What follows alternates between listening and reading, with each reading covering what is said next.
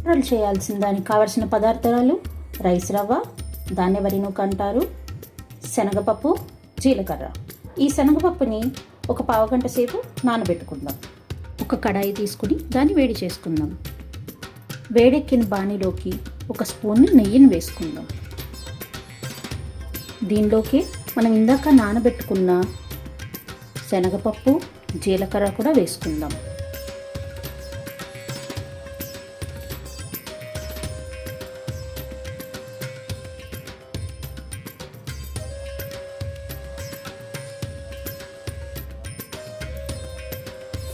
దోరగా వేగిన పప్పులోకి తగినన్ని నీళ్లు వేసుకుందాం. ఒక గ్లాసు నూకకి 3 గ్లాసుల నీళ్లు పోసుకోవాలి.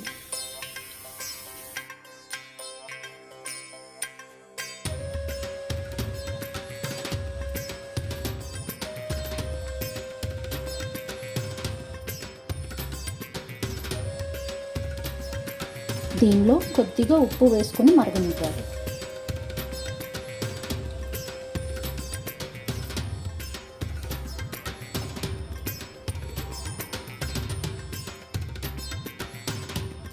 నీళ్ళు మరిగేంత వరకు మూత పెట్టి ఉంచుకుందాం.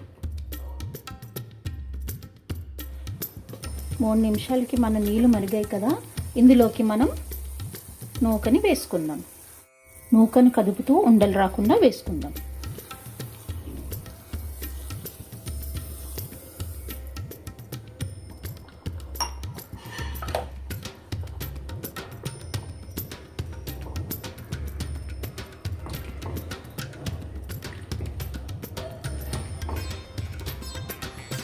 ఈ మిశ్రమాన్ని ఉడకనిద్దాం. ఒక 15 మినిట్స్ తర్వాత మూత తీసి చూస్తే మన నూక చక్కగా ఉడికి ఉంటుంది.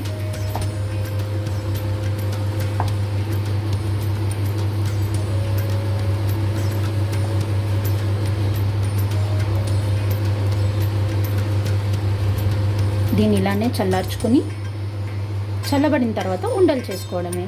నూక చల్లబడ్డాక చేతికి నీళ్ళు కానీ నూనె కానీ వేసుకొని కొద్దిగా తీసుకొని ఇలా ఉండలు చేసుకోవాలి.